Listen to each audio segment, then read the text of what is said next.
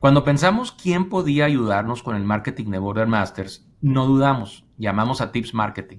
Proponen ideas creativas, hacen campañas, eventos, redes sociales y presencia digital.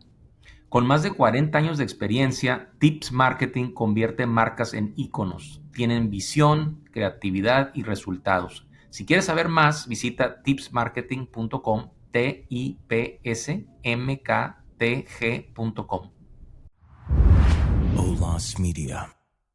I think about the incredible leaders that have the proximity to their community and know best what solutions will actually work. And so that's why we are so focused on funding leaders who are working in place in community that have close proximity to the issues, but also to the solutions. And it's really about resourcing them so that they can do what they do so incredibly.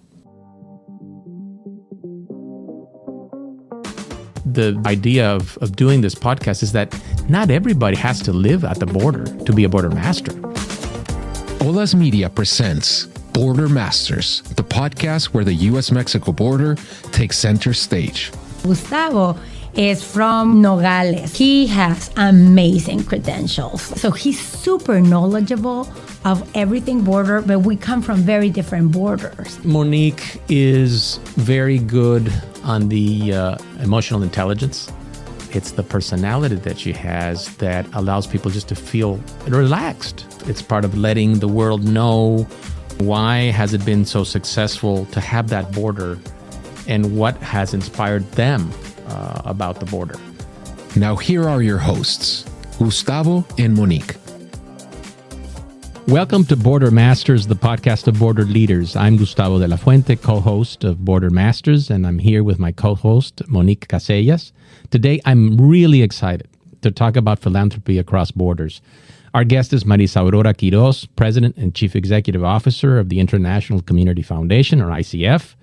In full disclosure, I've been a member of the ICF board since 2014. Marisa is an inspirational, passionate, articulate CEO and thought leader in international giving. The International Community Foundation is based in National City, California, and works across borders to connect people, ideas, and investments in the transformative power of community. An essential part of this foundation's work over the last 35 years has been funding nonprofit organizations in Mexico, primarily in Baja California, in the peninsula. The money comes mainly from donors in the United States. The funding that flows through ICF impacts pressing issues in several areas: environment, human rights and migration, food systems, education, health, art, and culture. However, ICF is not just about moving money from U.S. philanthropists. It also does a great deal of strategic community leadership and community building, helping transform communities. Monique, I met Marisa back in 2015 when she was a senior program officer for environmental conservation at ICF. Long time ago. It was a while ago. We go back a ways. Iba a ser, ooh. No, it's been a while. And Marisa had come to ICF after spending 7 years at the San Diego Foundation.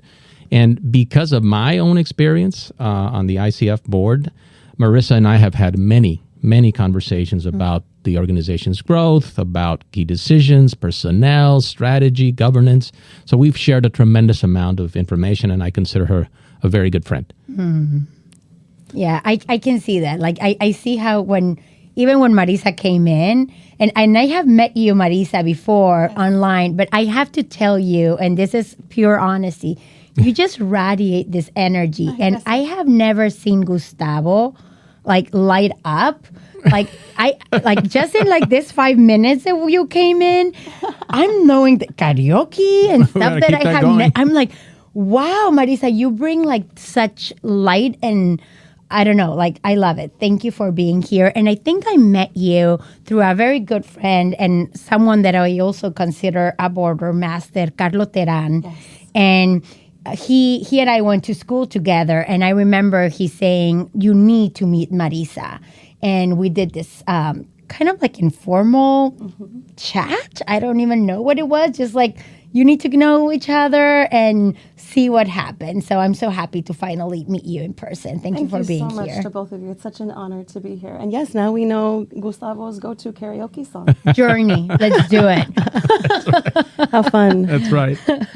Marisa, well, before we start, a lot of people do not know you and do not know ICF either. So will you tell us a little about yourself, where you're from, how long have you been in San Diego, all of that good stuff? Sure.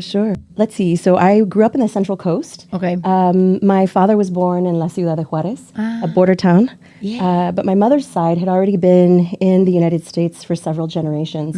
My great-grandparents started a tortilleria in Southern California. And there's lots of stories. It's said that my family actually invented the tortilla chip, but we never patented it. Can you believe it? So the stories of my family and the tortilla factory are really alive and well in my family. But I would say that I feel very connected to the Californias, both Baja California and California. And so being in San Diego now for 16 years, I've learned a lot about philanthropy. My first job in philanthropy was at Hispanics in Philanthropy. And then I transitioned to the San Diego Foundation, where I started as a fund services manager. I was managing funds, donor advised funds, different project funds. And then I moved into the environment program. A tremendous woman named Emily Young actually was the first person to call out that I was an environmentalist. And I was like, no, I am not an environmentalist. I don't identify, like, I don't drive the Prius. I'm not wearing the Birkenstocks. Like, I'm not doing that. You're not a tree hugger. Yeah, I'm not doing that. But, she was really instrumental in my life and really helping me make connections. And the thing about the environment movement is that it's narrow in some ways, and it doesn't cast a wide enough net for people to see themselves within that movement. So when I think about it, growing up, I have 5 sisters, so hand-me-downs were a regular thing. Use your sister's clothing when they grow out of it. Taking the bus to school. My grandmother had a garden. I learned how to make leftovers 4 or 5 different ways, the recalentado, these are things that were really important to my family, but we didn't call it environmentalism. And I think I had a similar experience with philanthropy, and that my family was incredibly philanthropic, but we didn't call it that. Right. My grandmother was part of, supporting people in the community that maybe needed a little bit of support through the community center. She would, my cousins and I called it being voluntold, because we would go and tutor the kids on the weekend. And so I grew up with this environmental and philanthropic spirit without even knowing that that's what was happening. And I'm really grateful to, especially my grandparents, my mom, the women in my family who really taught me how to live. They taught me these values, and I use them now. So I'm at grad school. I'm working in philanthropy. I fall in love, and the border region becomes my home. Yay. Beautiful, beautiful. So we were just talking about the International Community Foundation's 35 years. Right. So how and why is the International Community Foundation born? I mean, what can you tell us about that? Sure. So the San Diego Foundation actually birthed ICF. It started as a fund of donors who wanted to give beyond county lines. Community foundations are so important because they are place-based. There are national funders, of course, but community foundations have always had a reputation of being for the community locally. And this group of donors were inspired to, yes, contribute to where they lived, but also beyond borders.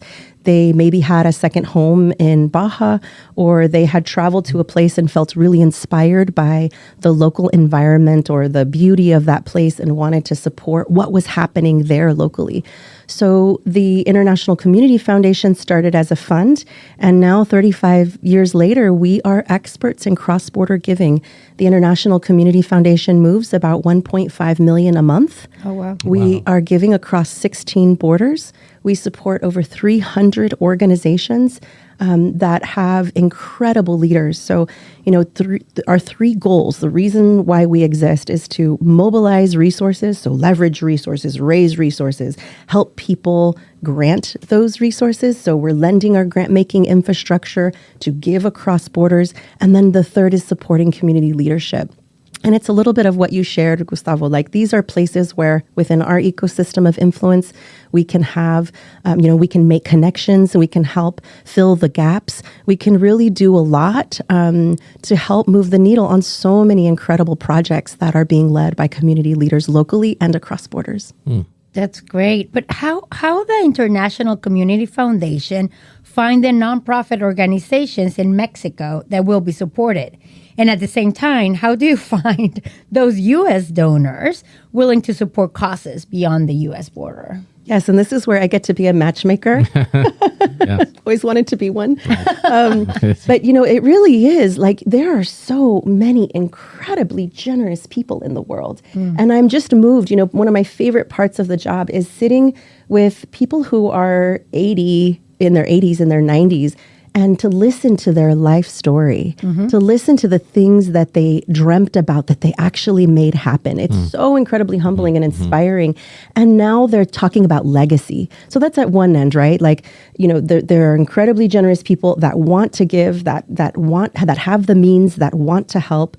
And then there are incredible leaders that are doing things in their community that really no one else can do. When I think about our wicked issues, whether it be pollution or homelessness, poverty, all of youth, youth dropouts. When I think about these issues that we all grapple with, I think about the incredible leaders that have the proximity to their community and know best what solutions will actually work. And so that's why we are so focused on funding leaders who are working in place in community that have close proximity to the issues, but also to the solutions. And it's really about resourcing them so that they can do what they do so incredibly. Yeah. And isn't that what being a philanthropic advisor is? I get excited because that's what I do also for a living. Yes. And it's exactly like just a matchmaker. I love that idea because you advise is people that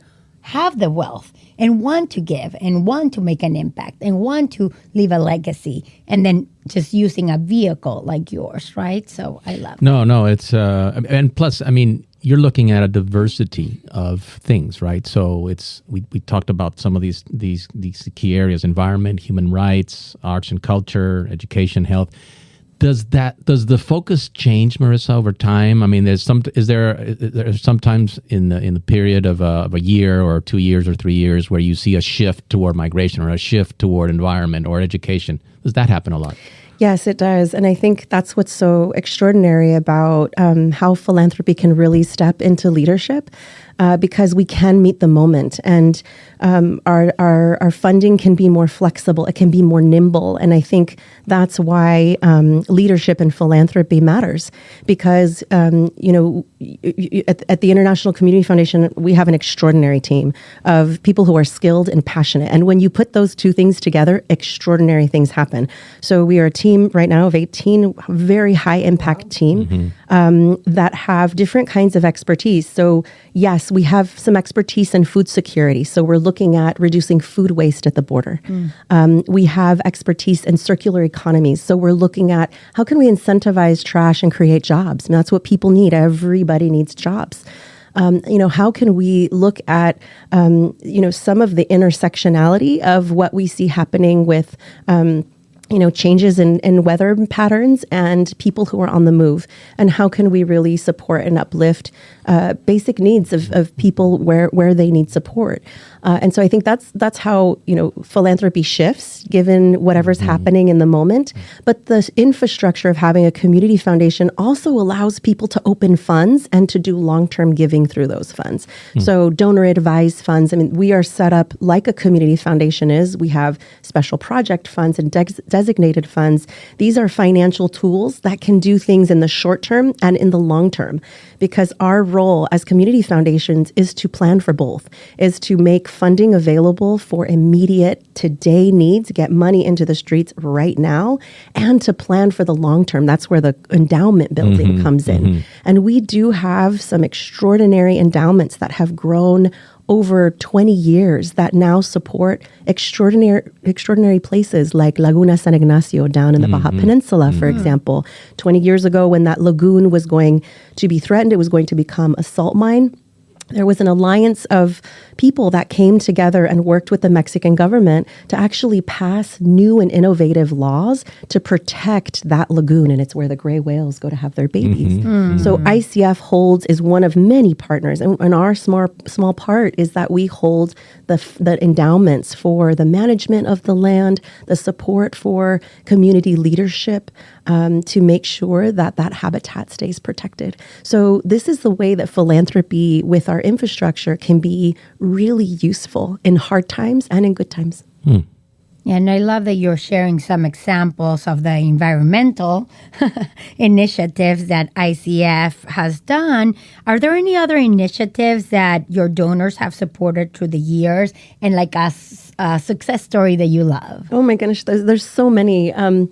One that is becoming incredibly important, especially now, and I mean, it has been incredibly important, but ICF was involved in the initial conversations that really helped connect the dots, again, through our relationships, for the birth of and the success of Tijuana Sin Hambre. And that is the powerhouse organization. They're incredibly committed, and they feed over 3,500 people a day in Tijuana. And I know, Gustavo, you've taken your family to volunteer. I've also taken my family. Yes, and you as well. I've taken your family to volunteer. So you see the heart power that is poured into making these meals every day. It is absolutely incredible. And this, when you think about, wow, it's a meal, but these meals are going to 20 plus soup kitchens and other shelters in the region. It takes pressure off of those other places that are serving youth, that are serving families, that are serving women and men, to be able to really provide a basic need that, when you think about it, it's about human dignity. Like if we're meeting people where they are, and if hunger is within miles of us, then we can actually rally to do something about it. So, with other partners, we had a small part, again, through our infrastructure. We house a fund called This Is About Humanity. They're an extraordinary group of women that have supported many initiatives in the border region, but Tijuana Sin Hambre is definitely a project that they have supported and grown, and you just see the power, right? So you can probably understand my pride in that the foundation provides the infrastructure for these kinds of ideas to take off and to become alive. And I'm so proud of our team, and I'm so proud of the relationships we've kept, because we've really enabled through this infrastructure amazing things to happen.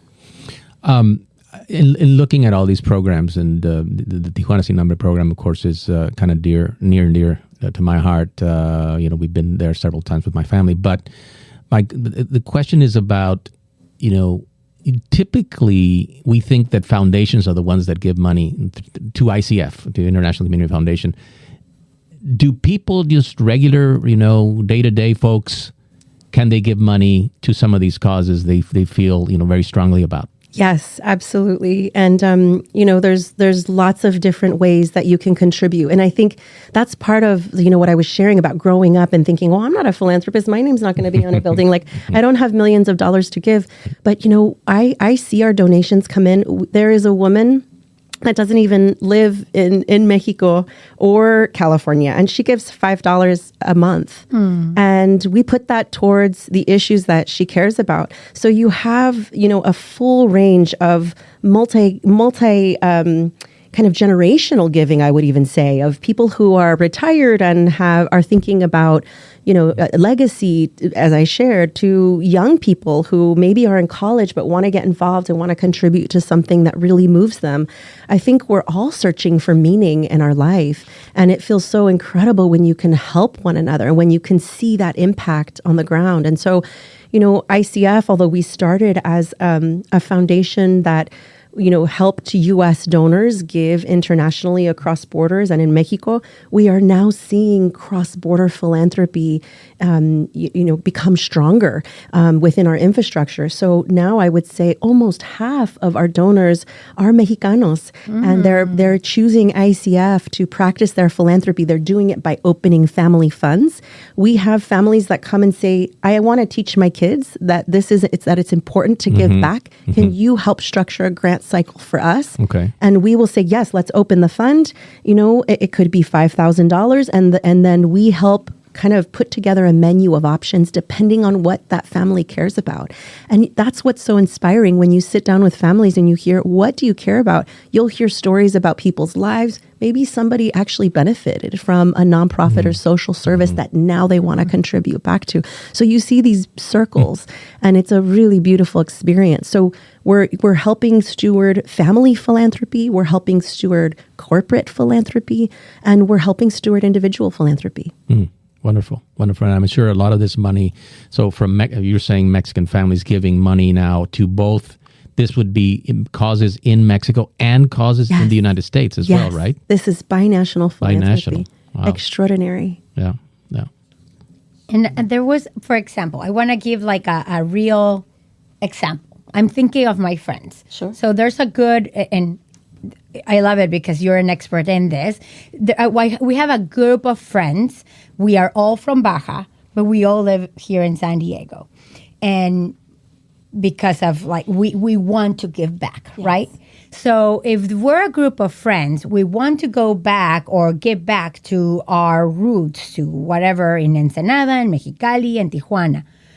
Can we go to you? Like, how would you tell me a little bit about behind the scenes? Like, I come here with my 6 group of friends and we all want to give back. What would we do? I love that. That's my favorite type of situation, of scenario. And it's a true scenario, okay? So we will come to you soon. Yes, I'm grateful. We've had this type of situation before, and this is where we house giving circles. Okay. And so ICF houses different kinds of giving circles that really help support that kind of philanthropy. We do it through a donor-advised fund, and so multiple people can contribute to that donor-advised fund. We usually set up like an advisory committee, and that's the decision maker. So in this case, it would be your 6 friends that come and say, okay, we want to make some decisions together, but it's fun to make those decisions together. A lot of times it involves food and music, and people are coming together, and you're learning together. Yeah. People are bringing different ideas for what you can do for impact, and it's really exciting. And, one of these giving circles called the Latina Giving Circle, it's one of my favorite funds at ICF, was started just by a small group of Latinas that said, we're showing up in these philanthropic spaces, and there's a lot we can do to put our philanthropy to use, our own personal philanthropy.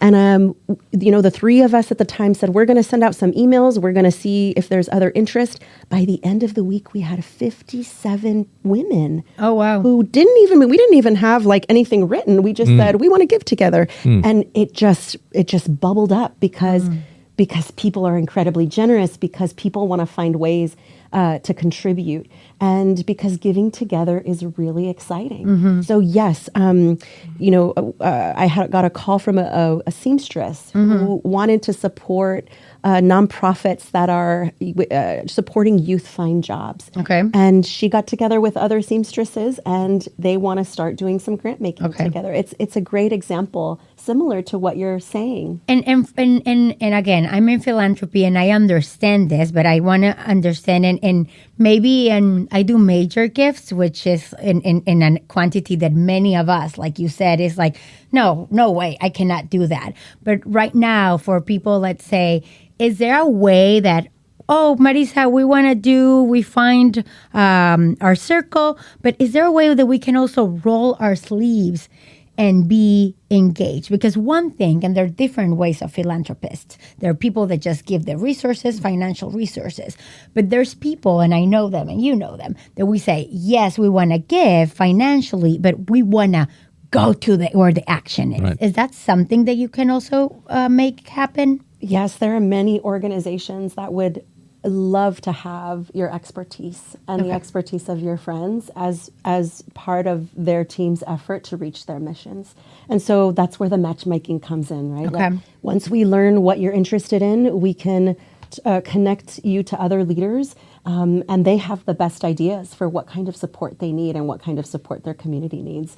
How exciting! We'll do an appointment with you. I love it. No, this is really important. What you just said. It's the hands-on involvement of people. Now, most people who give money are probably not going to come and actually work or volunteer their time with some of these organizations because they're probably far away. If I'm in Ohio and I'm contributing $10 to something, how do I know that my money is reaching the right hands? Because I think that's a question that most people ask themselves. Am I being too skeptical, or, is this money actually going to where I intended it to go? Yes. No, that's where communication and reporting and proximity to the issues and the projects and the leaders becomes really important.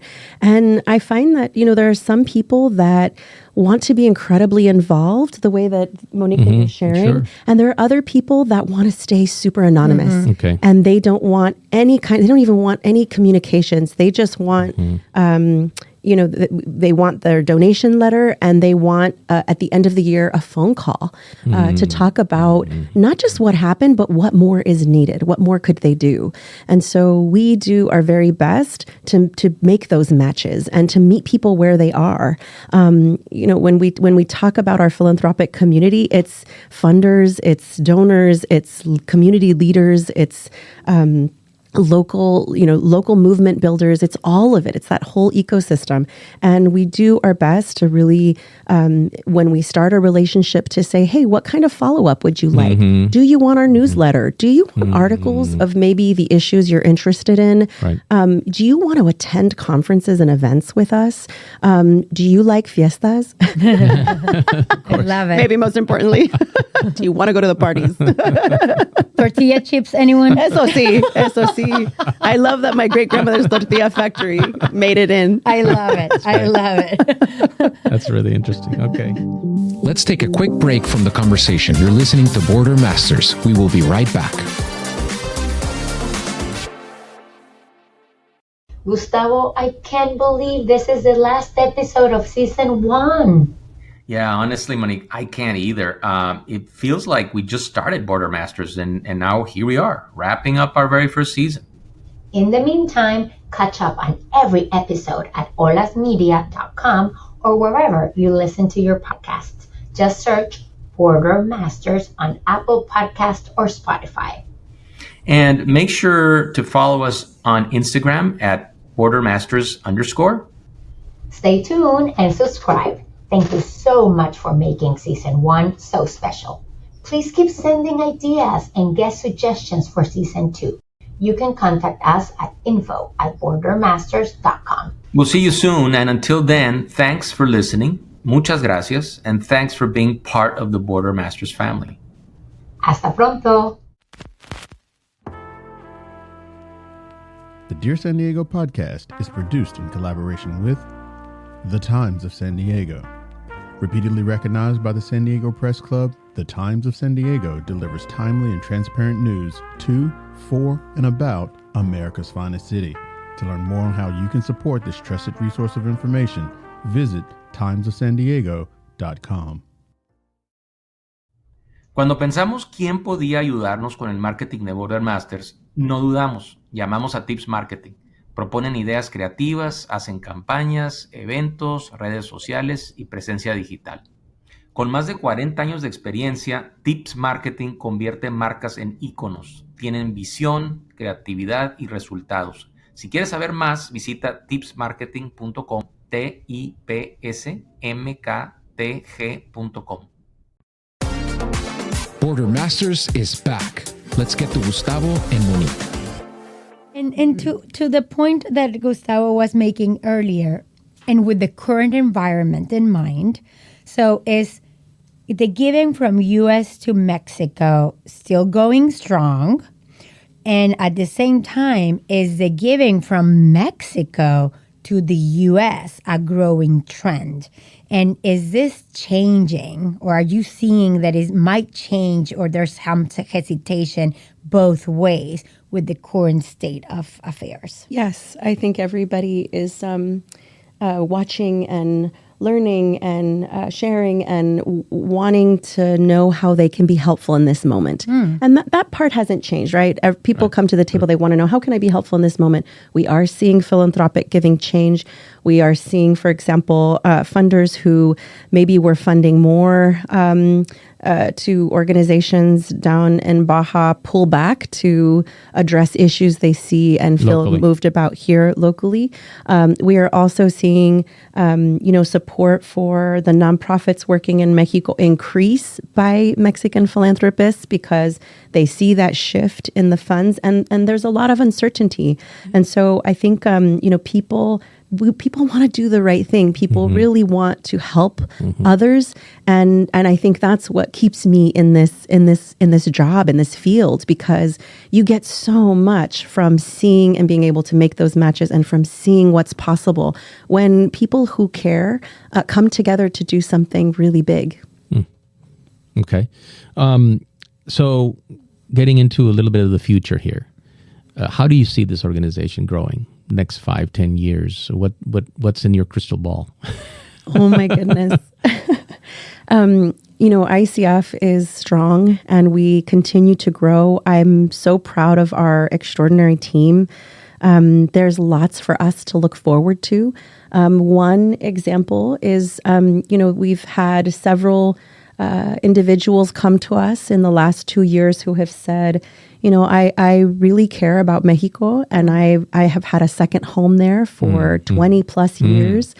I want to contribute to keeping, the organizations I've been supporting locally strong. Can I donate my home? Oh, wow. And this is, obviously a tremendous gift, a tremendous offering that could go a long way for these small organizations that are working in place. These organizations could use these homes or these places to house their operations.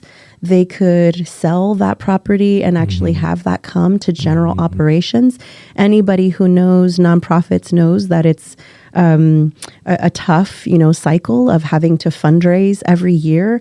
What I love about what our team does is that we know a lot of our grants go to general operations so that people can keep the lights on and do the work that they need to be doing that's most important. And so I think growing in those kinds of creative ways, right? How can we create financial tools for more social impact investment? How can we be partnering for charitable real estate that's cross-border in nature? These kinds of things are, I think, what the future has in store for us. In the last month, I've met with 4 individuals who we consider legacy donors. That means that they are bequesting, they are putting ICF in their will, and we get to sit down and talk with them about the projects they want to support when that time comes. And what an extraordinary honor to have those kinds of conversations with people who are thinking about what happens when I die, what happens with the resources that I've worked hard for my whole life, and that they trust ICF to follow their wishes and to pursue those the kinds of activities that we have in that discussion is really an honor. And we have talked a lot about the donor, or like the people that the prospect, let's say, the people that wants to give. What about the nonprofit? Yes. Can any, in this case, nonprofit in Mexico, or I understand even in other places that are not beyond Mexico, or the U.S. maybe, can any nonprofit apply for funding from the International Community Foundation? Well, this is where the matchmaking comes in. Okay. Because, we're incredibly mindful that nonprofit hours are very valuable, because the time that it takes to put together a proposal is time that people could be providing direct services. And so we want to honor that nonprofits have a lot of work to do always, and there's usually not enough time in the day or resources in the day to get all of it done. And they work tirelessly. It's an incredible sector. Because of that, we don't have these open call for proposals because we want to honor those nonprofit hours, that time. But when we do have these match opportunities come up, that's when we'll activate little pockets of our ecosystem to say, hey, we just spoke with somebody. They're interested in helping. We met with a gentleman who has had a business in Otay for many, many years. and he's interested in helping seniors, but seniors in the most extreme of situations.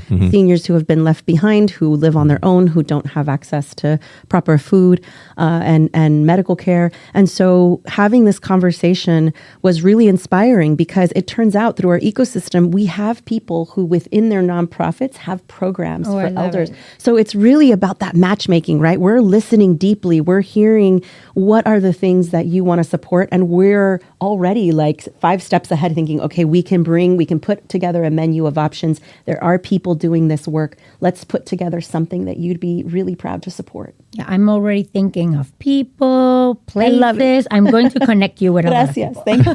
Thank you. No, I appreciate that. One of the things that I see is, you were mentioning something about keeping the lights on.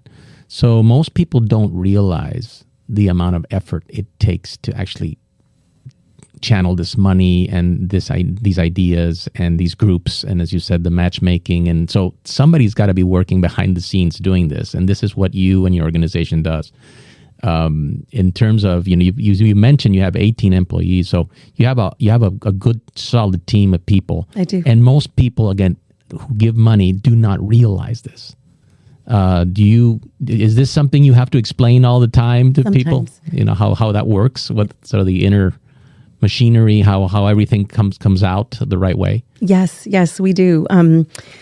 A lot of it is just sharing, and it's sharing on all ends, right? Like it's sharing with nonprofit leaders. Hey, this is what's important to these funders. This is how their infrastructure works. They each have strategic plans. Like we have those conversations on that side. And then with funders, there are many times where we'll have somebody who comes saying, I used to run a nonprofit, so a lot of times you'd be surprised by how much understanding really exists. But then there are other conversations where people may not, they come to the table and they don't want to pay for operation at all, zero. And that's where we can maybe see, like, let's maybe expand the understanding around this, because it's expensive to keep the lights on. And these nonprofits work so hard to do that, to support their teams, to care for their teams, in addition to the communities that they're caring for. And Marisa, we actually have been hearing, like I hear NPR every day. That's my morning routine. And we have been hearing how even the government and many government officials right now are like, oh, the IDC or the overhead, or they don't want to do that.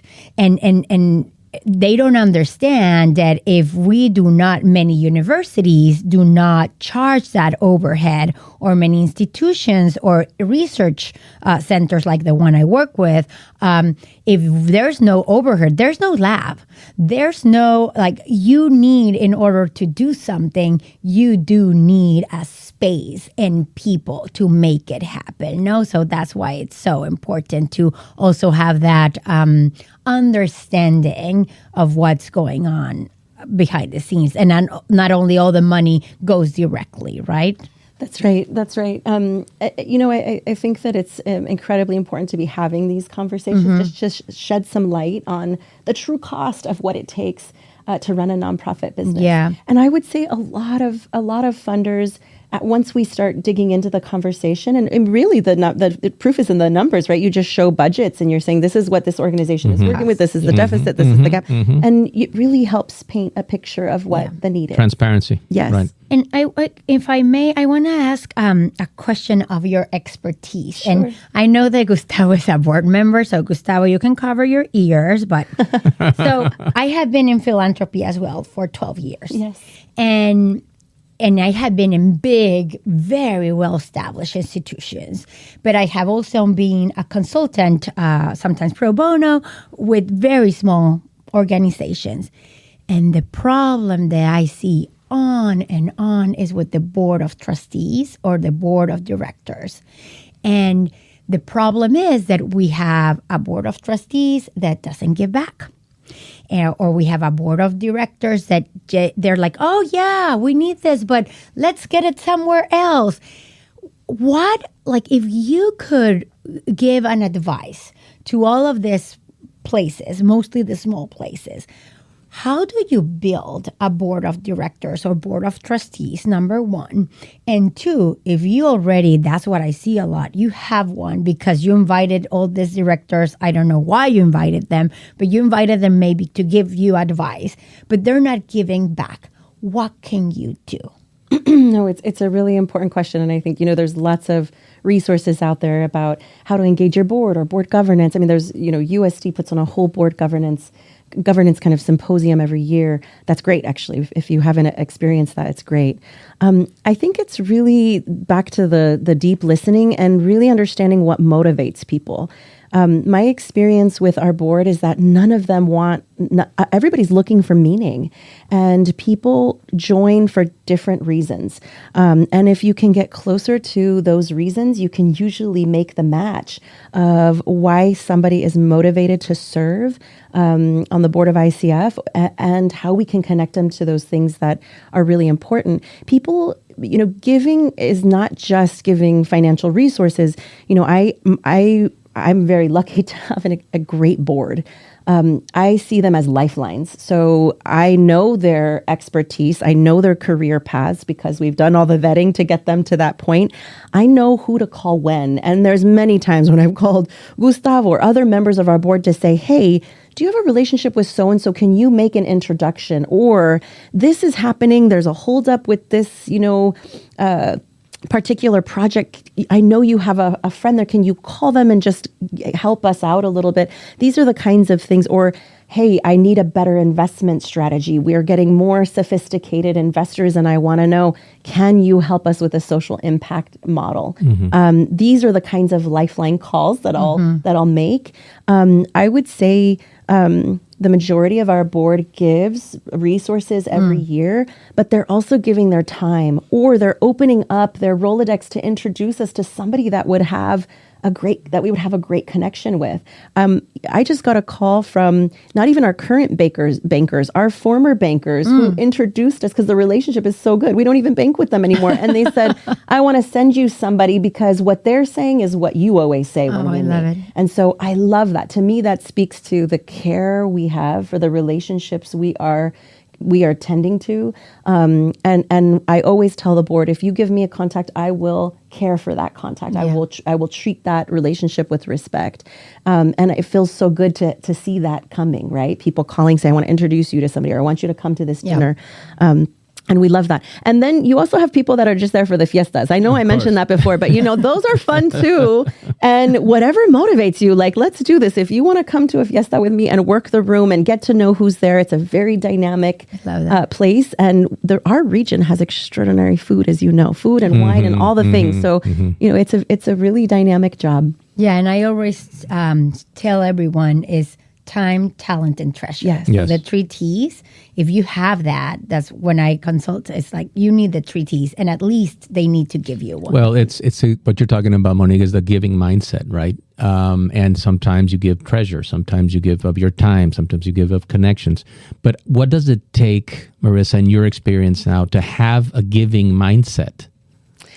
Yeah, it's a really good question. I mean, I tend to, when my initial conversations with people will ask, did you grow up with your family being philanthropic? How did you learn that? How did you experience giving? How did money move in your family as a kid? And if we all have these really personal relationships with money and giving, but we all have it. So if you can start opening that up a little bit and even examining your own relationship with money and power and giving, it really starts to help understand like what path that person is on and how they want to give. I have a board member that is willing to look at our investment policies and all of it. I'm like, wow, thank you. Thank you so much. Right. I am so grateful for that kind, how do you want to geek out with us? Like we can actually make a match there, and we can really help provide a fulfilling experience where you want to contribute and where we actually need support or see that the community needs support. So I think getting to know someone's story can really help unlock where that giving mindset is. It's very rare that I talk to somebody who doesn't have that in some way, shape, or form, or who didn't have that as a young person in some way, shape, or form. And it could be anything from like, well, I used to lend my cousin my car all the time, you know, like it can be small. Yes, it doesn't have to be these extraordinary, like obviously these big gestures of, multi-million-dollar endowments. We love those too. And those are awesome. I mean, I had somebody call me and say, I have a tax problem. I don't care what you do. I just like your work. Oh, okay. Amazing. We'll accept that. We'll Wow. welcome that. Wow. Right. Yeah. Right. And I love it. I'm geeking out at this conversation. I love it. This is my thing. But I see that the work that you and the International Community Foundations do to facilitate those resources doesn't see borders. And aligned with this program, Border Masters, when you hear that term, what comes to mind? Yes. I quickly go to an initiative that we share with the San Diego Foundation called the Binational Resiliency Initiative. And this is a really fun and important project because it's connecting organizations that are working on climate action on both sides of the border.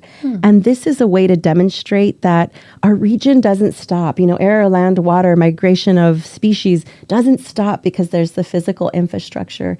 We know about some of our wicked challenges with water pollution and air pollution, some of the challenges that we have from living in a metropolitan urban environment that is side by side with another metropolitan urban environment. So, I think about the Tijuana River, for example, that comes in and out of the U.S. and Mexico 3 times, and that is home to not just many hundreds of thousands of communities, but also species and wildlife. And I think we need to be planning together. So if we're so adept and so great at planning on one side, but we don't share that knowledge and data on the other, then our region isn't going to be as strong as it could be. And why wouldn't we want to make our region as strong as it could be? So the Binational Resiliency Initiative has been an effort. We're a few years in now, and we've already given, I believe, up to $3 million in grants to organizations that are working on water quality, that are working on climate action planning, that are working on, one of the projects that I absolutely love is a project that supports a children's choir, Bellas Artes in Tijuana, with a partnership with choirs on the San Diego side. And this choral community is singing about oceans. And, why wouldn't we want that in a region that on the San Diego side enjoys 144 miles of coastline?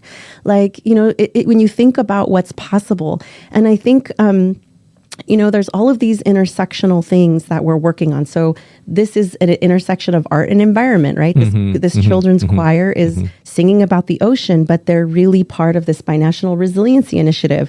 When I think about the power of seeing how everything is intersectional, there's so much more that we can do.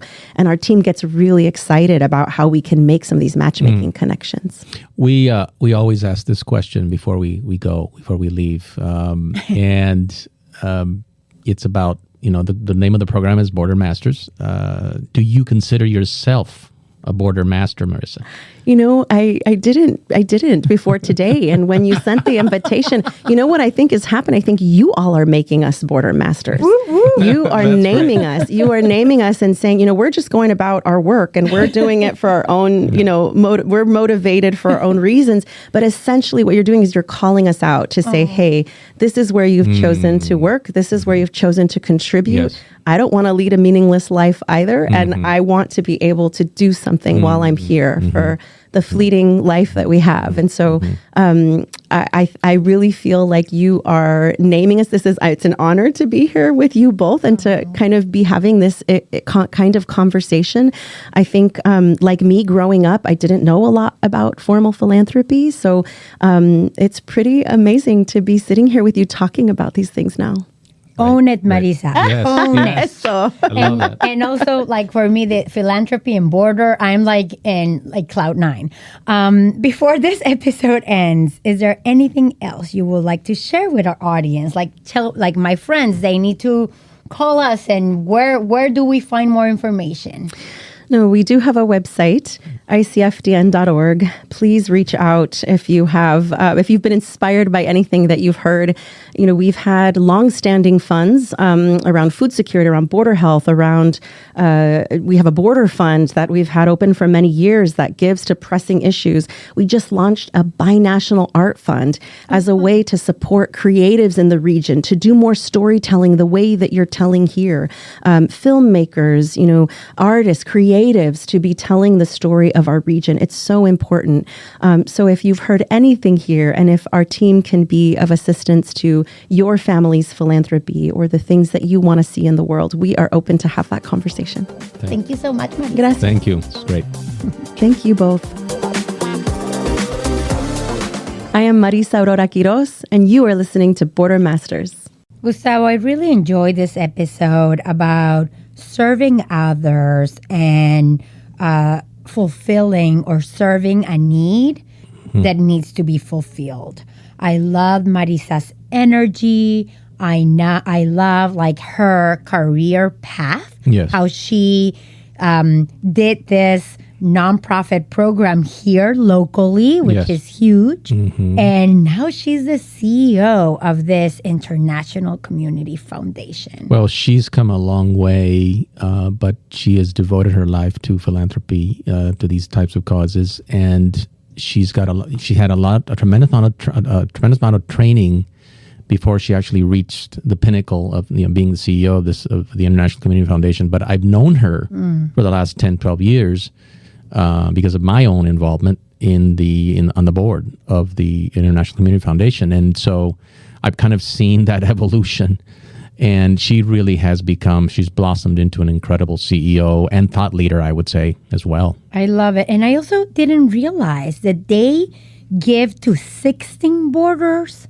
Well, because the thing is that, about 70% of the funds that come out of the International Community Foundation are for causes in Baja California, but the remaining 30% go to borders all over. A lot of it goes to Central America, for instance, Central American borders, and different other borders around the world, but primarily in Latin America, I would say.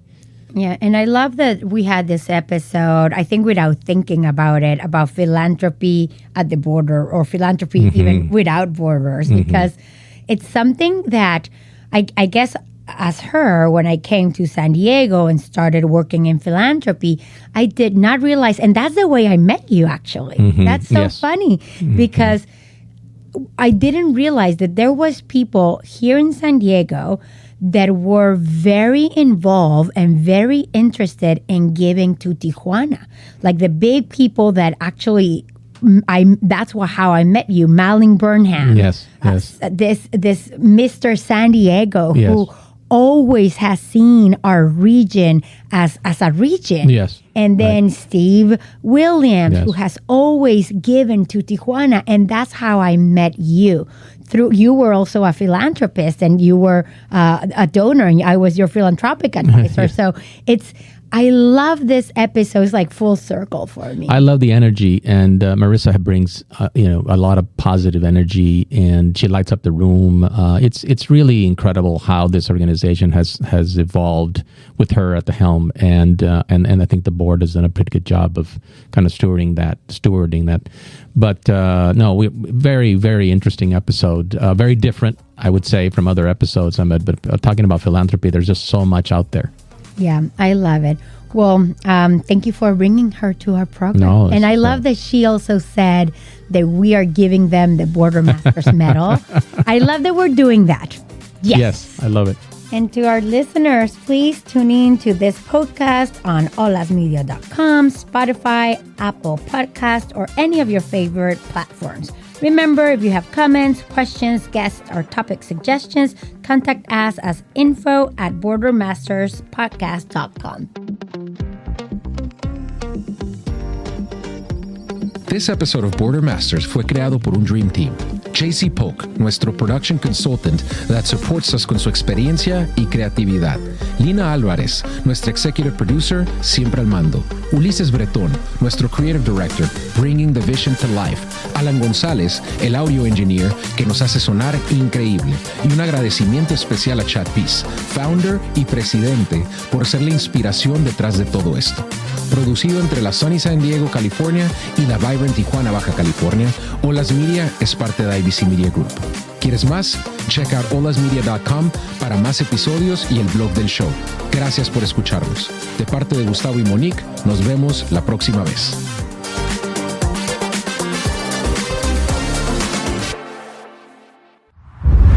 Olas Media.